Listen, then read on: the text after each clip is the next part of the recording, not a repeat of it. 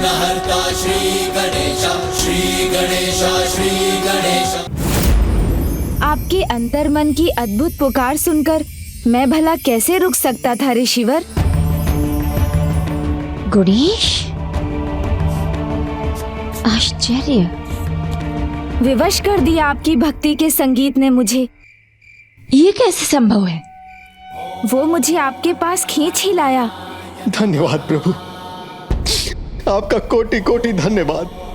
आपने अपने इस भक्त को दर्शन देकर मुझे धन्य कर दिया।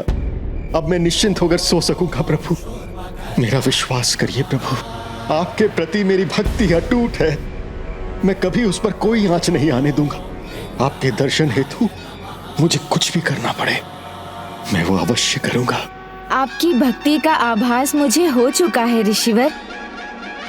आपने जिस प्रकार मेरे चरणों में सिंदूर समर्पित किया, मैं उससे अत्यंत प्रभावित हुआ हूँ और सिंदूर मुझे अत्यंत प्रिय हो गया है। अब जो भी सच्ची भक्ति से मुझे सिंदूर समर्पित करेगा, उसे मेरा आशीर्वाद अवश्य प्राप्त होगा। उसे मेरा आशीर्वाद अवश्य प्राप्त होगा। उसे मेरा आशीर्वाद अवश्य प्राप्त होगा और वो मेरी कृपा का भागी बनेगा। और आपका दिव्य नृत्य, आपका संगीत, वो तो अत्यंत मनोहर था। अब आपको और कुछ?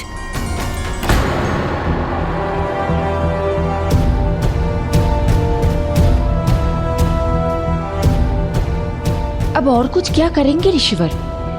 इतना तो सता चुके हैं आप इन्हें। अब इन सरल स्वभाव के ऋषिवर को और कितना सताएंगे? हाँ, नहीं माते, माते क्षमा कीजिए। प्रभु स्वयं यहाँ पर नहीं आए। मैंने प्रभु का आह्वान किया है यहाँ पर आने के लिए। ऋषिवर, गणेश अपनी मीठी बातों से कैसे उलझाते हैं, उससे मैं ही नहीं पूरा आश्रम परिचित है। इसीलिए गणेश, अब जो भी कुछ कहना है माता पार्वती के सामने ही कहेंगे आप।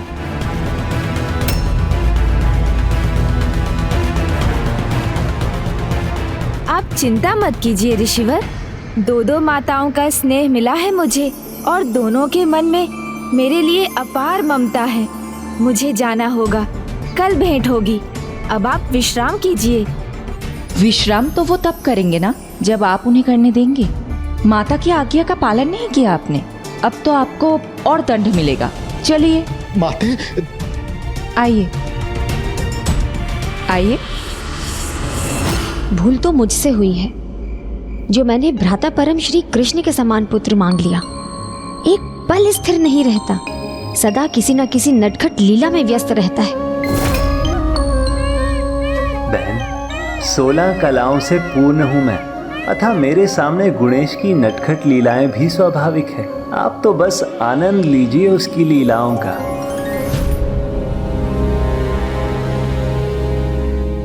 देखिए गणेश, तो अब तुमने माता की आज्ञा भी नहीं मानी? नहीं माता, ये तो मैं कदापि नहीं कर सकता। आप विश्वास कीजिए, मैंने आपकी आज्ञा नहीं टाली।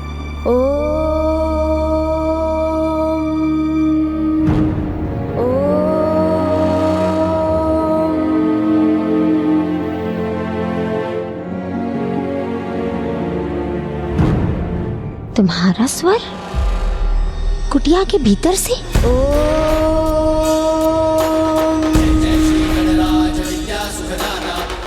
चलिए।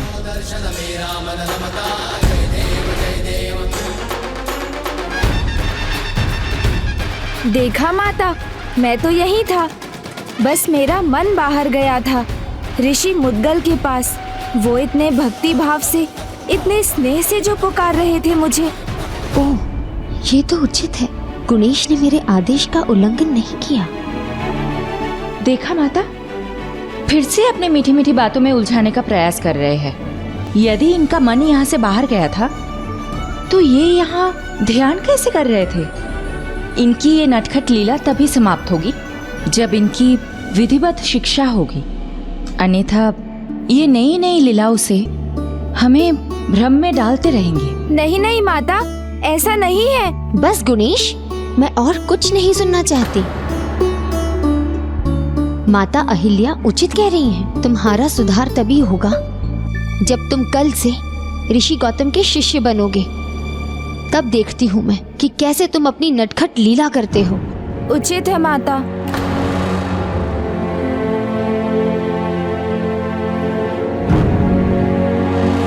प्रभु, आपके दर्शन पाकर मैं आनंद से झूम उठा हूं। धन्य हो गया प्रभु।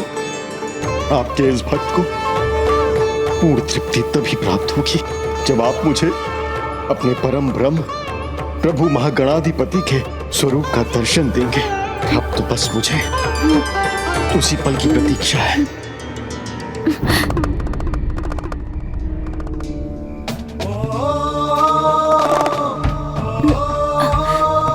क्या हुआ पुत्र, तुम्हें नींद नहीं आ रही? प्रणाम पिताश्री।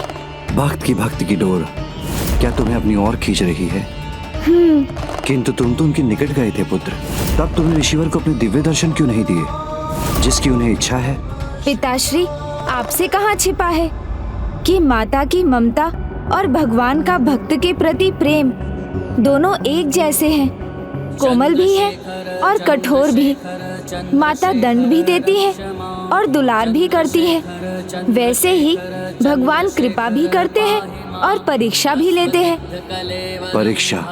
हाँ पिताश्री, ऐसी परीक्षा जो वो महर्षि लेंगे जो स्वयं आपके ही अंश अवतार हैं और वो हमारे आश्रम की ओर बढ़ रहे हैं।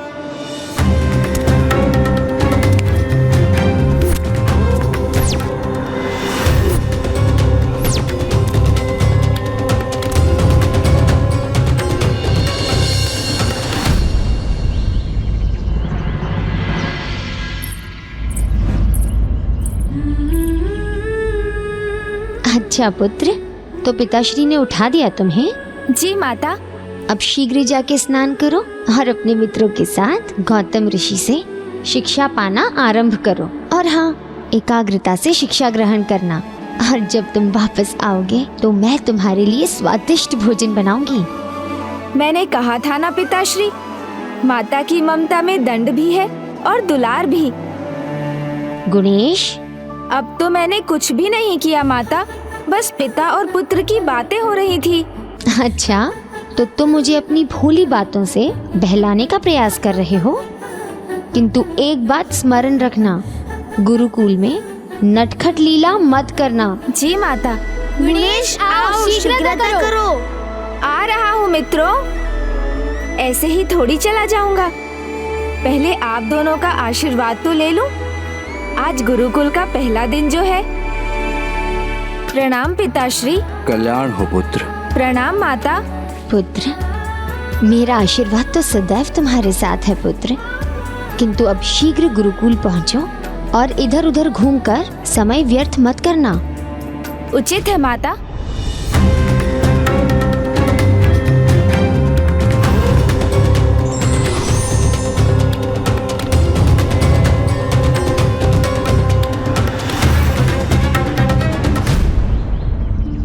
शिक्षा का क्या अर्थ है पता है? नहीं तो तुम बताओ। अब से सारे खेल बंद, अब से बस शिक्षा ही शिक्षा। गुणेश, आज से बस सीखना ही सीखना, तो फिर खेल का समय कैसे मिलेगा?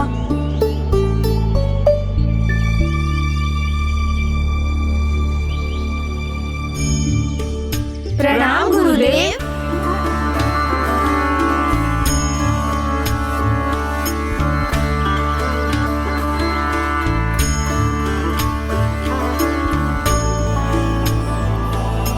क्या हुआ वत्स गणेश? सभी शिष्य तो बैठ चुके हैं, क्या तुम्हें बैठने की इच्छा नहीं है? गुरुदेव, आप हमारे गुरु हैं। आप हमें ज्ञान देकर हमारे जीवन को उचित दिशा देंगे। इसलिए गुरु का स्थान शिष्य से कहीं उच्च होता है और शिष्टाचार तो यही है कि गुरु के द्वारा आसन ग्रहण करने के पश्चात ही शिष्य को अपना स्थान ग्रहण करना चाहिए। उचित कहा गुणेश। शिष्टाचार के इस नियम का पालन तो सभी को करना चाहिए।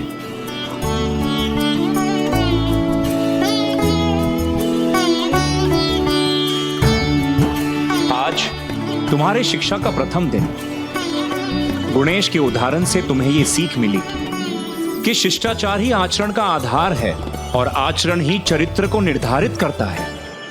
अर्थात शिष्टाचार के नियमों का पालन कर हम अपने चरित्र को निखारते ही है, अपने जीवन को संवारते भी है। इस गुरुकुल में हम सब साथ में वेदों और उपनिषदों का ज्ञान प्राप्त करेंगे और उन पर आधारित नियमों को भी सीखेंगे।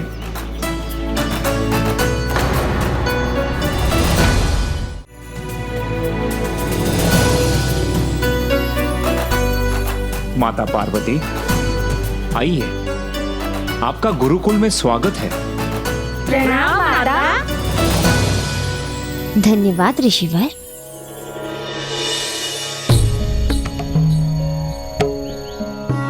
किंतु शिष्यों, तुम्हारी शिक्षा तो यहां आने से पहले ही आरंभ हो चुकी है।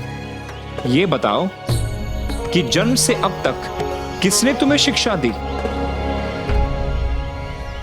इसका उत्तर भी बहुत सरल है शिष्यों। एक बालक की प्रथम गुरु तो उसकी माता ही होती है। हाँ, ये तो सत्य है गुरुदेव। मेरी माता ने ही मुझे चलना सिखाया और उचित प्रकार से भोजन करना भी। हाँ गुरुदेव, मेरी माता मुझे सदा कुछ सिखाते रहती हैं। हाँ शिष्यों, जीवन की सबसे महत्वपूर्ण शिक्षा तो माता ही देती है। माता, ये मेरे शिष्यों का परम सौभाग्य है कि स्वयं जगत जननी के पाठ से इनका गुरुकुल आरंभ होगा। एक माँ की तो यही इच्छा होती है कि उसकी संतान को श्रेष्ठ शिक्षा मिले, जिसे आधार बनाकर वो ऐसे उत्तम जीवन की रचना करे जिस पर सभी को गर्व हो। तो अब मेरे प्रश्न का भी उत्तर दो। जीवन में सबसे अधिक महत्व किसका है?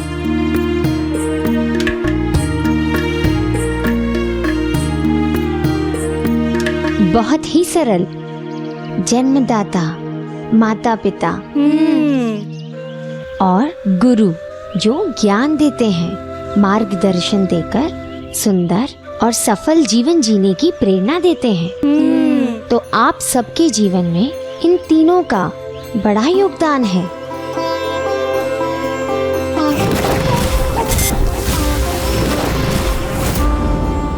कुम्हार गीली मिट्टी को ठोस रूप देकर उसे पात्र बनाता है, किंतु क्या मिट्टी को चाक पर रख देने भर से वो पात्र का आकार ले लेती है?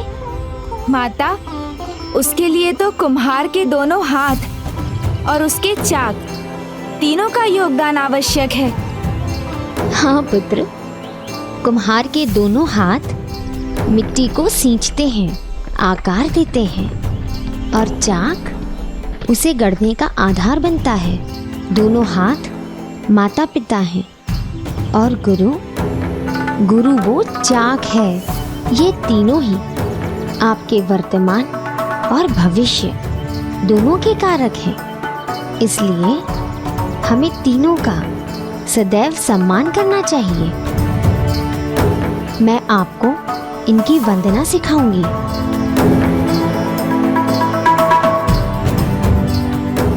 गुरुर् ब्रह्मा गुरुर्विष्णु गुरुर्देवो महेश्वरः गुरुर् साक्षात् परम ब्रह्म तस्मै श्री गुरुवे नमः। गुरुर्ब्रह्मा गुरुर्विष्णु गुरुर्देवो महेश्वरः गुरुर् साक्षात् परं ब्रह्म तस्मै श्री गुरुवे नमः। माता, स्वामी, उनका आगमन हो गया है। कौन देवी? वही जो तपोबल के धनी है, जो दिव्य है, जो ईश्वर तुल्य है, जिनका अपार तेज और जिनका अपार क्रोध भी सर्वज्ञात है। महर्षि दुर्वासा।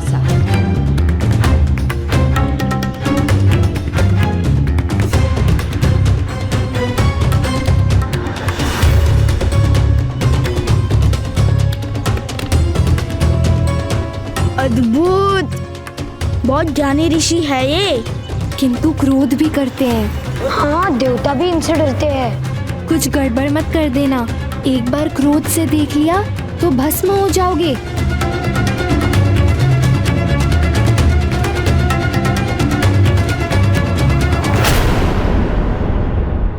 क्या हुआ माता?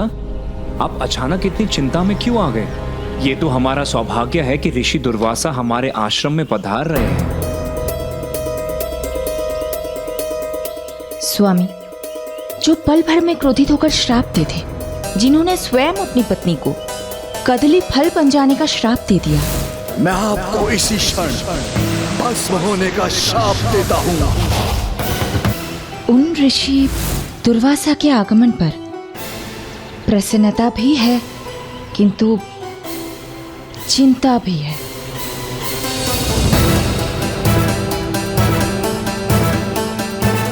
क्योंकि यदि गुणेश ने अपने नटखट स्वभाव के कारण उनके सामने कोई भूल कर दी तो मुझे भी देखना है ऋषिवर को।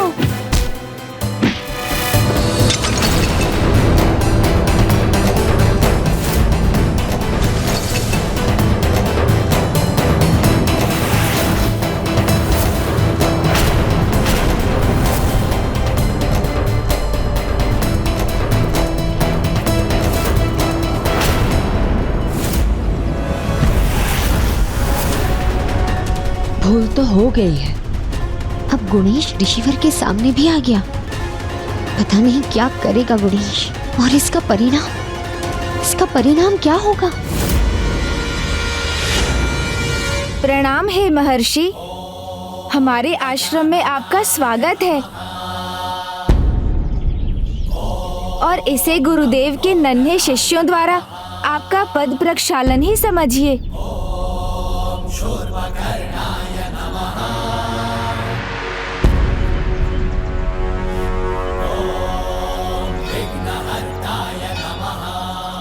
मेरे क्रोध से सभी परिचित हैं, किंतु बड़ी चतुराई से तुमने मेरी जागृत होने वाली क्रोधाग्नि को जल से मेरे पद का प्रक्षालन करके शांत कर दिया।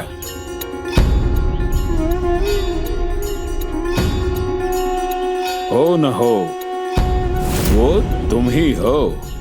आप किसकी बात कर रहे हैं ये तो मुझे पता नहीं ऋषिवर, किंतु मैं तो गुणेश हूँ, जगत पिता महादेव और जगत जननी माता पार्वती का पुत्र।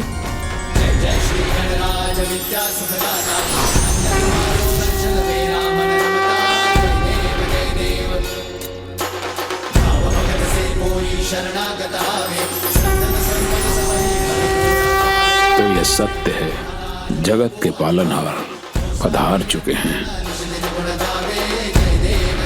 महर्षि दुर्वासा, हमारा प्रणाम भी स्वीकार करें। प्रणाम ऋषिवर गौतम, प्रणाम माता पार्वती। ऋषिवर क्षमा कीजिए, मैंने आपकी कक्षा में विघ्न डाल दी, किंतु मैं स्वयं को रोक भी कैसे पाता। मुझे पता चला स्वयं महादेव माता पार्वती अपने पुत्र के साथ यहाँ आश्रम में है। नहीं ऋषिवर, आप हमारी चिंता ना करें, आपके दर्शन दुर्लभ है। ये तो मेरा और मेरे शिष्यों का सौभाग्य है कि आप यहाँ पधारे। उनके शिक्षा के आरंभ में ही आपका दर्शन हो गया ऋषिवर। आप लंबी यात्रा कर थक गए होंगे, मैं आपको अतिथि कुटिया ले चलता हूँ, वहाँ विश्राम करें। ऋषि दुर्वासा के यहाँ आने का एक विशेष प्रयोजन है, ऋषि मुद्गल की परीक्षा, जिसके लिए मुझे उनका साथ पाने का अवसर ढूंढना होगा, जिससे ऋषि मुद्गल उनके सामने आए और ऋषि दुर्वासा उनकी परीक्षा लें। आइए ऋषिवर। रुकिए गुरुवर।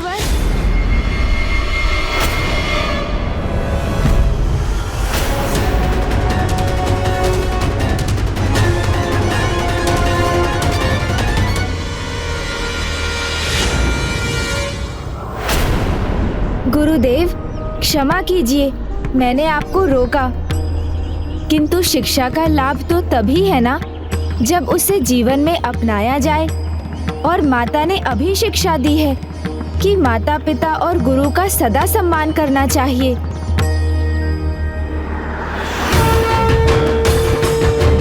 इसलिए जब शिष्य यहाँ है तो गुरुदेव को जाने की आवश्यकता नहीं होनी चाहिए। उनके कार्य करना, उनकी सेवा हम सभी का और मेरा भी कर्तव्य है। इसलिए महर्षि दुर्वासा को भी उनकी कुटिया तक मुझे ही ले जाना चाहिए। मुझे अनुमति दीजिए गुरुदेव। इससे अधिक आनंद की बात और क्या हो सकती है भला। उचित है गुणेश, ऋषिवर को उनकी कुटिया तक ले जाओ। आइए ऋषिवर।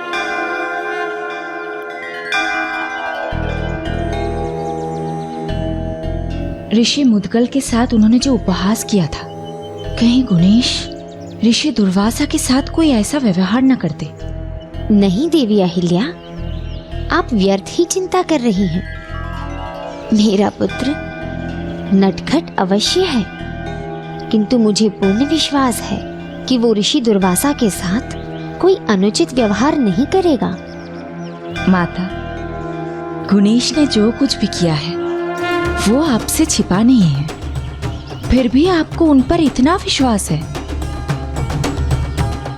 ऋषिवर, हमारे आश्रम के तो भाग्य ही खुल गए हैं। आज आपने यहाँ आकर हमें कृतार्थ किया, तो कल एक और महान ऋषि यहाँ पधारे थे। अच्छा, कौन है वो ऋषि? मुद्गल ऋषि, जो परम ब्रह्म महागणाधिपति जी के बहुत बड़े भक्त हैं। ऐसी भक्ति है उनकी कि भगवान को भी अपनी भक्ति के रंग में रंग लेते हैं। इतने महान ऋषि के दर्शन तो हमें शीघ्र करने चाहिए। शीघ्र क्यों ऋषिवर? उनसे तो आप अभी भेंट कर सकते हैं। वो देखिए, वो रहे ऋषि मुद्गल। ओम गण गणपते नमः। ओम गण गणपते नमः। किंतु वहाँ वो कर क्या रहे हैं? उन्होंने व्रत लिया है। वो 15 दिनों में एक ही बार भोजन करेंगे और पेड़ पौधों से तोड़कर कुछ भी नहीं खाएंगे। जो भूमि पर गिरा होगा वही उठाकर उसे अपना आहार बनाएंगे, जब तक उन्हें प्रभु महागणाधिपति के दर्शन नहीं मिल जाते। आइए ऋषिवर, ये आपकी कुटिया है और इधर ऋषि मुद्गल की।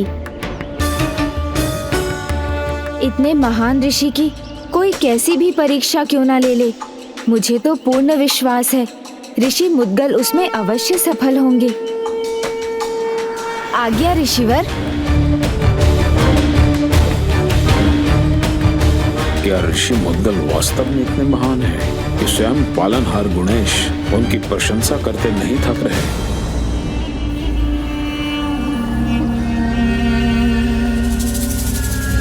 मैं आपके लिए पुष्पहार लेकर आई हूँ।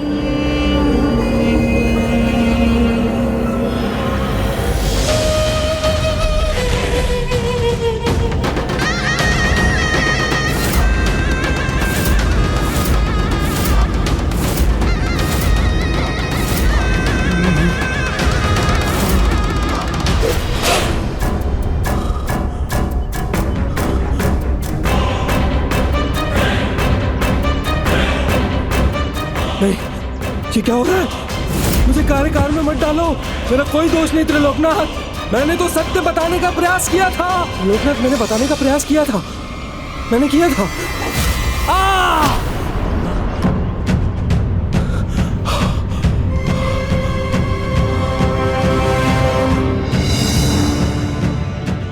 मैं इसमें और विलंब नहीं कर सकता।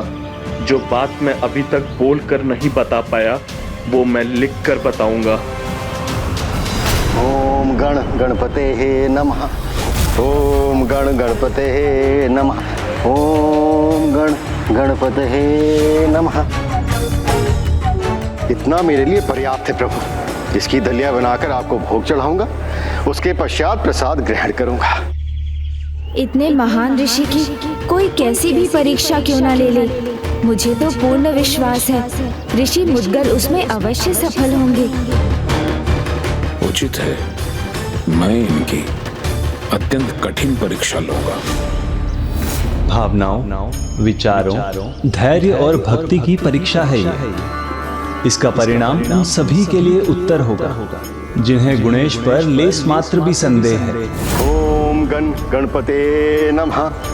ओम गण गणपते नमः। मुझे जो करना था मैंने कर दिया। महर्षि दुर्वासा अब ऋषि मुद्गल की परीक्षा अवश्य लेंगे, तो मुझे गुरुदेव के पास लौट जाना चाहिए।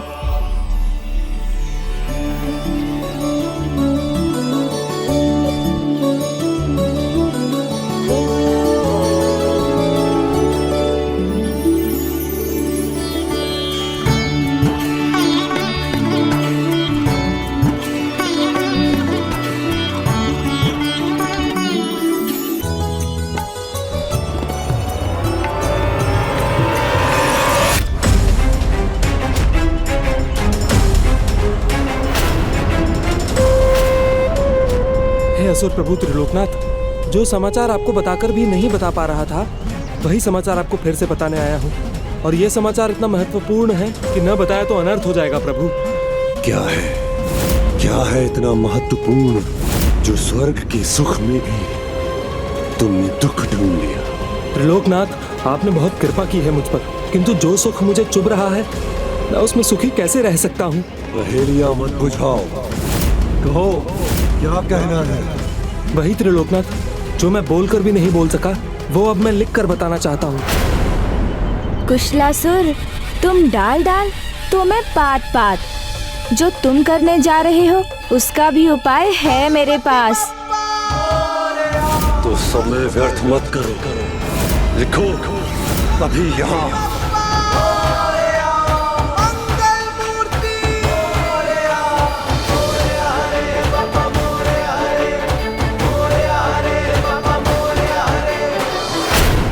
गुरुवर, एक विनती है, स्वीकार करने की कृपा कीजिए। हमें अक्षर लिखने का अभ्यास करने की इच्छा है। देवी अहिल्या, पुत्र गुणेश अपनी नटखट लीला त्याग कर किस प्रकार अपनी शिक्षा में ध्यान दे रहा है। माता को गुणेश पर पूर्ण विश्वास है, किंतु मेरे मन में तो अभी भी उनकी नटखट लीलाओं को लेकर अनेकों चिंताएं हैं। ये तो बहुत उत्तम विचार है वत्स। उचित है। अक्षर ज्ञान के आरंभ में हम सर्वप्रथम ओम लिखना सीखेंगे। यही एक अक्षर है जो संपूर्ण सृष्टि का आधार है। इसमें अ, उ और म का मेल ब्रह्मा, विष्णु और शिव के मेल का प्रतीक है। ओम लिखकर त्रिमूर्ति का आशीर्वाद प्राप्त होगा और तुम सभी की शिक्षा सरल ही नहीं होगी, उसमें दिव्यता का भी वास होगा।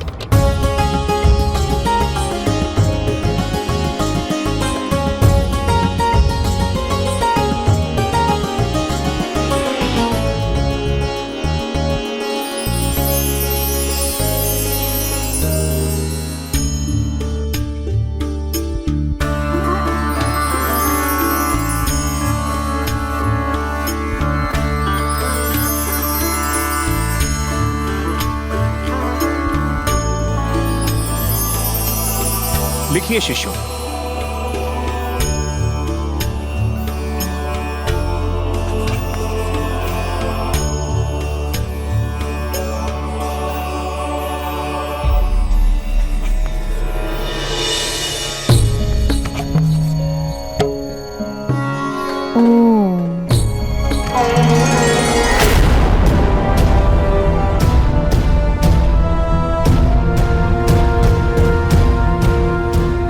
अब उचित है, गुणेश मृत नहीं है।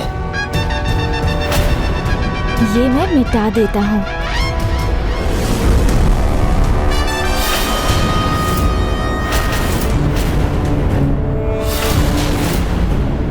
ये सत्य आपसे छिपा नहीं रहना चाहिए त्रिलोकनाथ, यही मैं आपको बताने के लिए आतुर हूँ। जो अनेक बार बता चुके हो, वो और कितना बताओगे? मुझे ज्ञात है, गुणेश मृत है। नहीं, मैंने तो कुछ और लिखा था।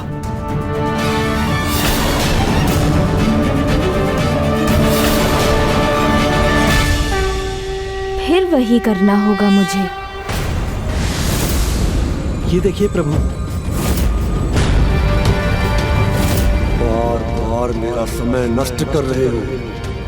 स्वर्ग का सुख पाकर बुद्धि भ्रष्ट हो गई है तुम्हारी।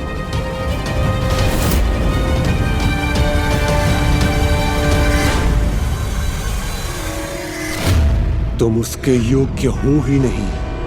डाल दो इसे कारागार में, ये इसी के योग्य है। नहीं प्रभु, मेरी बात का विश्वास कीजिए प्रभु। यातनाएं दो इसे, तब समझ आएगा क्या सोचना है और क्या कहना है। त्रिलोकनाथ, मेरी बात का विश्वास कीजिए त्रिलोकनाथ, मेरा विश्वास कीजिए त्रिलोकनाथ।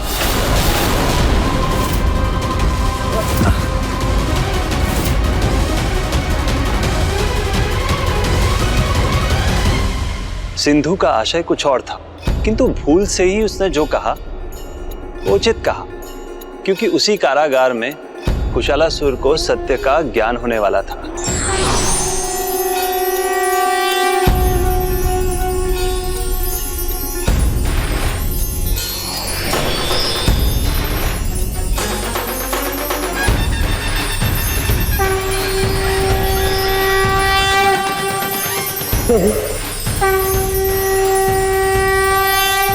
किंतु उससे पहले संसार प्रभु महागणाधिपति के वास्तविक स्वरूप का साक्षी बनने वाला था। एक महान भक्त की परीक्षा होने वाली थी और देवी परीक्षा भक्त की थी, किंतु विचलित स्वयं भगवान होने लगे थे। अब वो घड़ी निकट थी जब ऋषि मुद्गल की परीक्षा महर्षि दुर्वासा लेने वाले थे।